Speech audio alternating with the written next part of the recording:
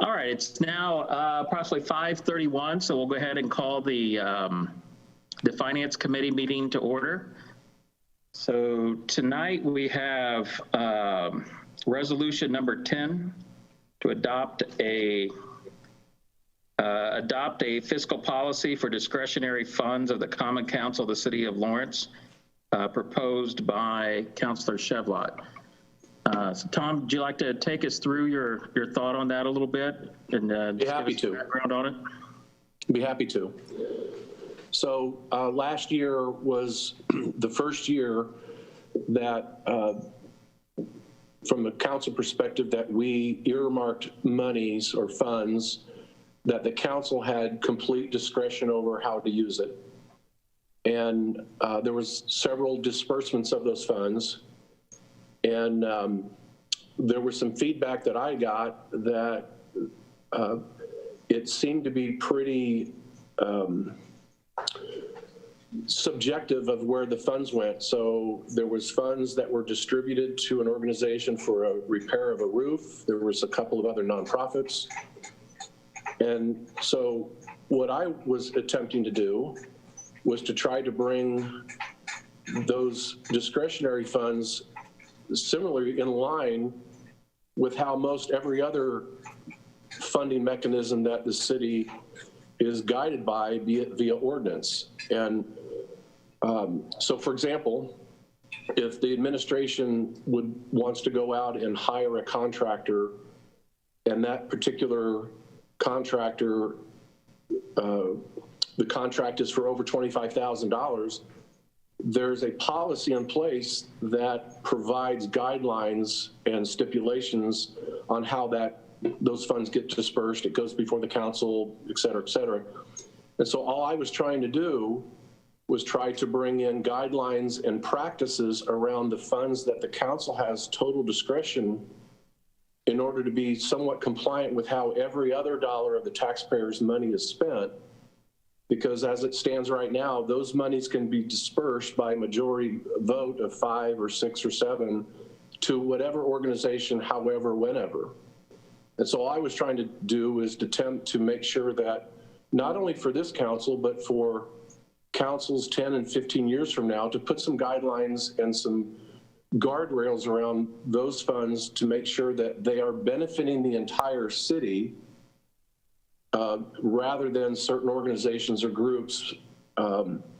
So that was the spirit of it. I was just trying to model how every other dollar is of the city that is dispersed. And so thank you, Christina Wheeler, for helping me draft that. And I did prior to me doing this, I did a little bit of research with surrounding cities, and most second-class, first-class cities have some type of guardrails around how discretionary funds like this can be used in order to make sure that the city and the council is protected so that we're not being discriminatory. Meaning, if this council, for example, as it stands right now, if they wanted to go and write a $100,000 check to an organization and they wanted to do that and they got 5 votes to do it, they can do that. Well, then another organization can come before this council and say, well, wait a minute. You allowed taxpayer money to go to this organization. We do the same thing or something similar. We want to be able to petition this council for funds for this project. So my attempt was to just try to make sure that we put some guardrails and we put some policies and some processes around how we discern where these funds get spent or used. All right, thank you, Tom. So Chris and Tom both. So a lot of ordinances that we're working on right now and resolutions, is to update some existing policies we have. But just to clarify for the audience and the public watching, this isn't to update a policy. This is actually to create that and put it in place. Because right now, as you were saying, there isn't one, or we haven't established beyond the council debate that there is a policy for those funds. That's correct. There's presently, to my knowledge, nothing in the code, nothing. Now, there's probably 50 years of prior city council resolutions that are not that I may not have at my fingertips, but to my knowledge, there's no informal resolution or formal code provision that provides any guidelines for how the council is to use its discretionary funding. Okay, thank you. Is there any discussion on the resolution from Councilor Chavis or Councilor Giles? Yeah, Mr. Chair. Please. So I do have a couple questions, I guess, for the attorney. You said there's no parameters as far as how the money's used as far as the city of Lawrence is concerned, but isn't there some wording or something, parameters from the State Board of Accounts that even allows cities to have a discretionary fund?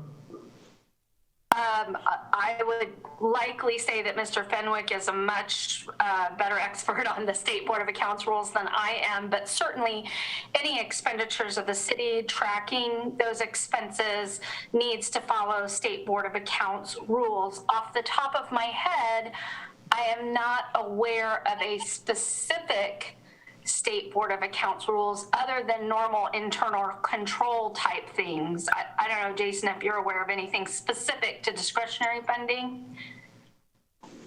No, I'd agree with what you said, and plus the fact that these are general fund dollars, those tend to have less restrictions on them than, say, some other fund that has a specific revenue source. Right, so like a restricted fund would only go for those restricted purposes. General fund is much more broad. Well, I guess the spirit, I think we missed a little bit. I maybe didn't explain that. What I was saying is that anytime that you use taxpayers' dollars from the controller's office, those dollars are goes through the normal process and oversight and expenditure tracking and everything else. I just wanted to make sure that it doesn't leave an appearance as like these dollars are just willy-nilly, like the council could just walk down there and just grab them. I mean, these dollars are tracked and and comes out of our controller's office and paid out in the same fashion that any other expenditure would be paid out. I believe that's true, and I believe there are already some pre-approved council discretionary fund expenditures that haven't actually been paid out because those steps have not yet been met. Again, that's probably a better question for Mr. Fenwick, but I did think we had some prior holdovers. Yes, we have. Okay. The other thing is,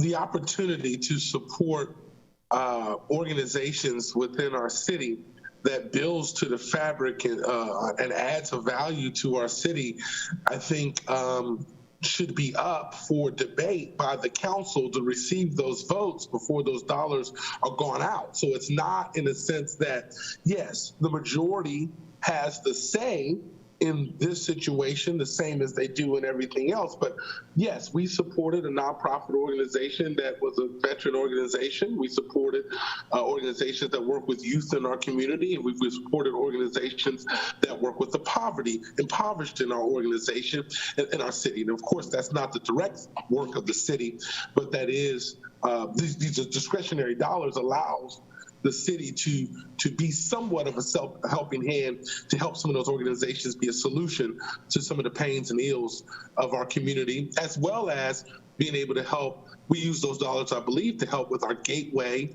entry for our city. So I think that we have sound councilmen who can make, and councilmen and women who make sound judgment with the city dollars.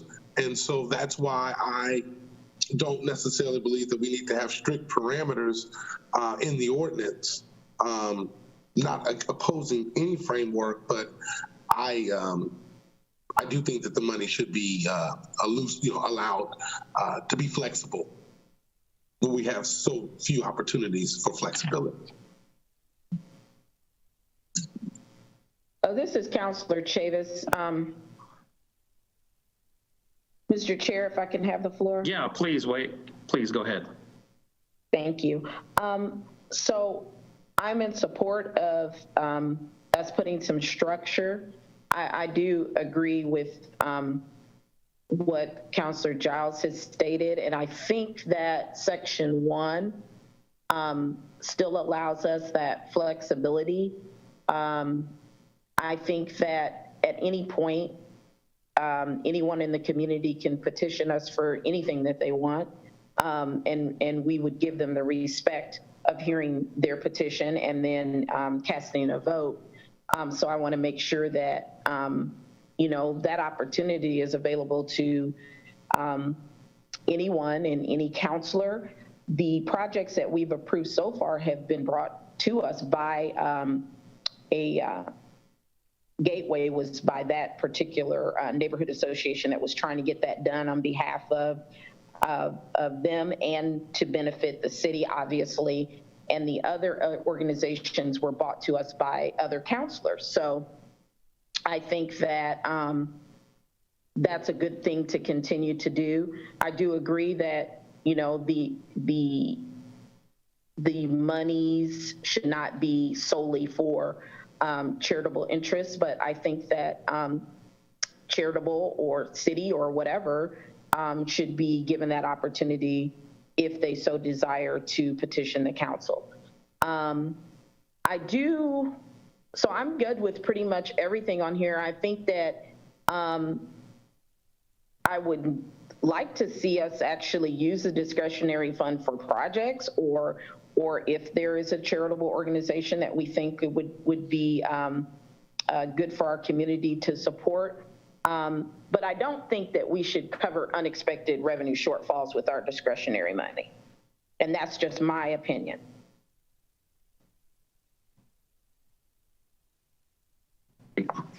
And I don't necessarily think also that it has to benefit the community as a whole, because Councilor Chevlot might want to get some things done that are really important or critical for District 5 that don't benefit anyone except for the people that live in District 5, but they might be things that the council deems that are imperative, important, and that District 5 should get the funding to do that project. So I don't think that it necessarily has to benefit the whole community. It could benefit a specific district, but not necessarily the whole entire community.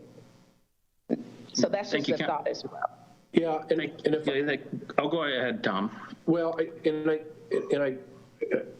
think Lisa's hit it, because we talked about this a couple of years ago, that when her and I first talked about putting some discretionary funds in there, it was really a process in order to be able to provide funds for maybe a specific district issue. So whether it's a sidewalk or whatever, it may not necessarily impact all 6 districts, but there could be some ties to it.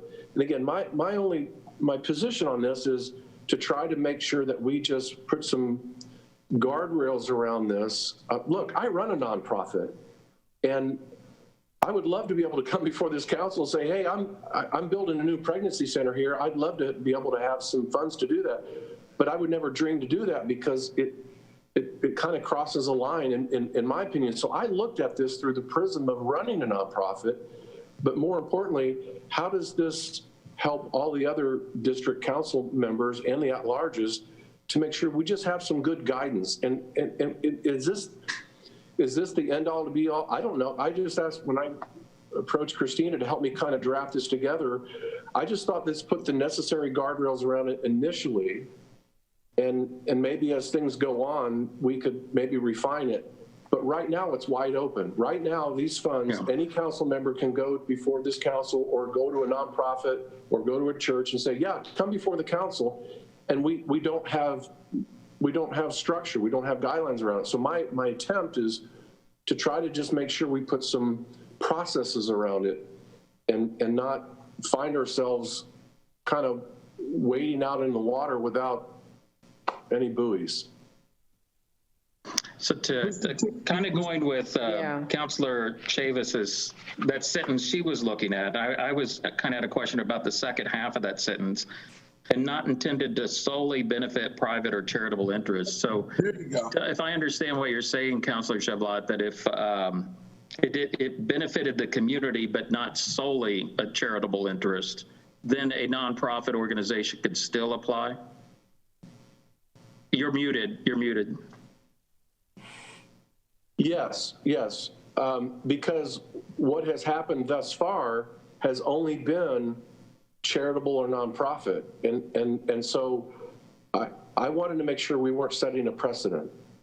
And I'm not saying we're just going to completely ignore charitable and nonprofit, but the way in which it's been done so far, early in this, has only been to charitable and nonprofit. And I don't want other council members to think, well, these hundreds of thousands of dollars can only be used to benefit the Boys and Girls Club or no, we want to make sure that we broaden this opportunity for other council members to be able to look at, hey, I've got an issue in my district that we can't find funding for in streets, we can't find funding for at a motor vehicle fund or whatever. But hey, like a perfect example is the Gateway to Lawrence sign. Everybody on this council was 100% in for that because it benefited all of Lawrence, so that when you came into Lawrence, there's this big, beautiful sign. This is a no-brainer to me.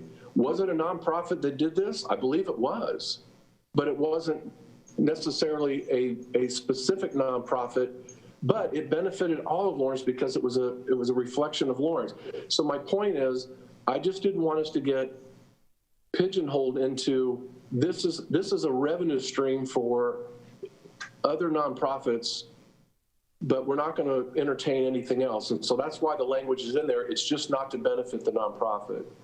So hopefully that explains.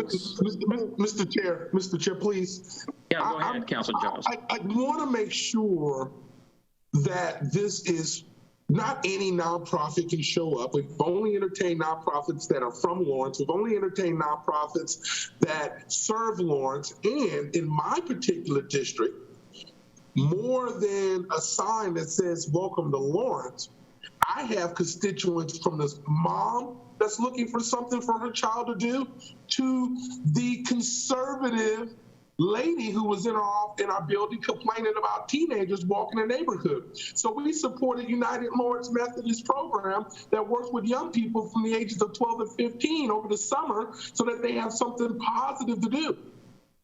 In this part of the city, that is just as important as filling up a pothole, if not more important.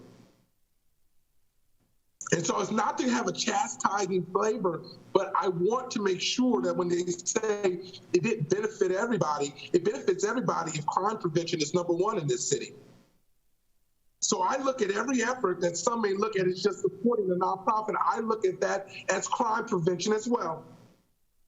So if we want to be serious about our teams and serious about our people, we're finding a creative way to support organizations, and $7,000 not going to make or break an organization that is here serving. We're not part of the line item. We're just a little extra sauce to say we're here, we care, and we appreciate the work that you do. And so I'm sorry, but that's all I got. Councilor Chavis, did you have something you wanted to add? Or I can't tell if you're waving or fixing your camera there. I'd like to make a motion that we this be heard by the full council. And the only two things that I would like to see, and we can definitely talk about this as council, is I'd like to see unexpected revenue shortfalls striking out, and because I'd like for this to be purely discretionary dollars for the council. And if the council, if that doesn't mean that we can't be petitioned for that, but I don't want for that to be spelled out. And we can go if we have shortfalls in revenues, because I don't think that that was the spirit that this was written in, is to cover revenue shortfalls. And Tom, jump in if you disagree with that. I'm 100% with that. That's a great point. That was probably inadvertently put in, no problem. I have no problem with striking that and removing that as an amended resolution. And then the Should we only other, amend that in the committee and recommend an amended version back to the full council, or? What I'd like to do is recommend right now to this committee that we amend this and that we strike the, unexpected revenue shortfalls. gosh, it's so small Is print. that line 2 to cover unforeseen expenditures? Is that it? It's the second to last sentence. Unexpected amounts in the fund at the fiscal year shall be reappointed by council for use in subsequent fiscal year. Funding may be allocated from council to discretionary funds only by resolution. So No, it's like the second sentence, it's up top. It says, to cover unforeseen expenditures, new or council projects initiated after a fiscal year has begun, or unexpected revenue shortfalls. There it is. So- Okay, sorry. Right, or unexpected revenue shortfalls. And then the only other thing, and this is just a small nit, and we've already talked about it, and Councilor Chevlot has already shared, the previous conversations that him and I have had regarding this, is if we could just get rid of as a whole and just say which benefit the community. So then that way, if we do want to focus on projects in specific districts that, may have far-reaching benefits, but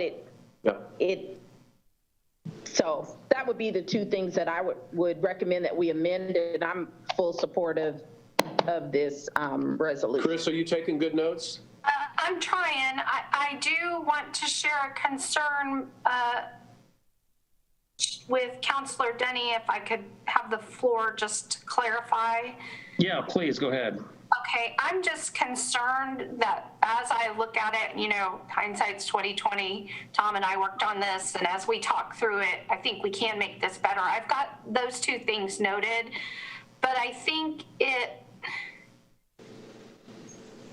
doesn't, as it's currently written, it could be read to not permit nonprofit grants, and I don't think that's what you wanted. So I would recommend we put in specifically as one of the possibilities a grant to a nonprofit, or religious organizations are generally speaking also nonprofits, but I just have a concern that it on reread, it looks as though we're only funding things that would be in my screen. Absolutely. Freezing. Is anybody following what I'm trying to say as my screen freezes up? Yes. Yeah. Absolutely. When I first read it, honestly. Because the way I read it, I'm sorry, but that's the reason that when I'm fired up, because the way I read it was a way to me to pitch that work. And I don't think, because I think Councilor Chevlot, if I recall, voted in favor of all those things. I didn't think that was your intention, Tom. That is true, and that's why it says it's as a whole not intended to solely benefit nonprofits, and that was my point, is that the 3 grants that we did solely benefited nonprofits. And as you and I talked, Chris, and when Lisa and I talked, I don't want to set a precedent where these discretionary funds only start to fund solely nonprofits. So again, I'm just trying to put some structure and some guardrails around these discretionary funds. And if we need to amend this or maybe clean it up a little bit and leave it in committee, I'd be happy to do that. I'm just trying to make sure, from my perspective, and looking at these things, right now it's wide open and it's open-ended. I'm just trying to bring some guardrails and structure around it so all of us have an idea that if someone contacts us and says, hey, I want to do this, we have some guidance to say, well, you know what? This is really not part of what this council is going to do and fund Little League or what have you. I'm just throwing that out there. It just gives us a template to be able to go into 2021 and 22 and 23 as this goes on. Right. That just gives us Hey, I'd like to withdraw my motion to recommend it to full council. I'd like to withdraw that motion, and I would like to entertain us leaving this in committee. Let's work together, get it cleaned up a little more, because there's already 2 or 3 of us on here that are interpreting this in different ways. So that tells us right there that it's not as clear as maybe we. That's exactly what I was going to ask. Yeah. Okay. Well, Your motion didn't get a second anyway, Lisa, so it wasn't moving forward. Well, I formally withdraw it. Okay. But I think to your point, Councilor Chevalier, the line was are not intended to solely benefit private or charitable interests. And we kind of did zero in on the charitable side, but you also included private, so that we're not benefiting for-profit businesses also, that your focus is for this to be an economic driver or to support the community.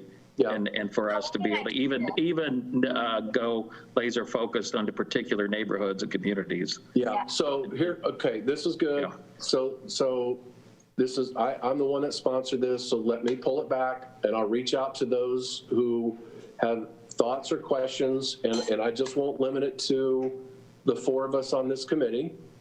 I'll try to reach out and open it up to any other council member, and then let Chris, after I do that, I'll get with Chris, and then we'll redraft it, and I'll bring it back probably in January. Okay, can I, Mr. Councilor Chair, Giles, yeah, go ahead. One quick second. One other piece of this I want to think about is, because Mr. Fenwick is such a great controller, it's not very often that we have capital outlays or any big projects of any significance that are not already budgeted into our budget that we can handle. So it's not, I don't foresee, at least of this current administration, us having to use our discretionary council dollars to handle things that aren't, you know, a little bit subjective, because they're taking care of the hardcore stuff. And so that's what's got my mind also there, and that thought process as well. And Mr. Chairman, just one other comment. Yeah, please. For the committee to consider, you know, to Councilor Chevlot's point at the beginning, I mean, there is always some risk with granting funds to any non-government organization, because somebody can always claim that they didn't get their funds. I don't think that it's a good use of your time to create a formal grant application and review procedure like some other cities have.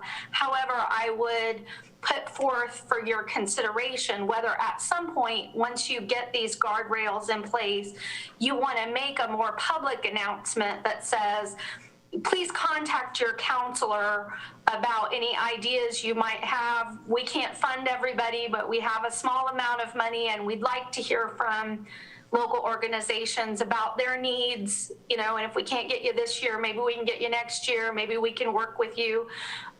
That, at least if we do that on the record, shows that you are willing to hear from anyone. Not everybody, you don't have dollars for everybody, you got to make tough choices, but at least you give a public opportunity for everybody to come forth to their council representative. So I just put that out there as an idea. Thank you. All right, so to sum up then, Tom, to make sure I understand, so we're not going to make a recommendation tonight. Your intent is to withdraw, rewrite, and resubmit, because we're all kind of on the same page, but the language wants to be cleaned up a little. Is that? And that's fine. At least we're having this conversation and discussion, and I feel like we're having forward momentum. So yeah, I'll work on it and bring something back in January. The line I like also is the last sentence in the paragraph. Funding may be allocated, or no, the one before that. Unexpended amounts in the fund at fiscal year end may be reappropriated by council for use in subsequent fiscal year. Otherwise, we kind of feel like if we don't use it, we lose it, and we'd have this December rush, and that could prevent them. Well, that's the situation we're in right now. Councilor Chavis, did you have another comment? I just would like to make a motion for adjournment. Don't we have a code meeting? Oh, thank you. I didn't realize that. All right. Is there a second? Yes. All right. We are adjourned.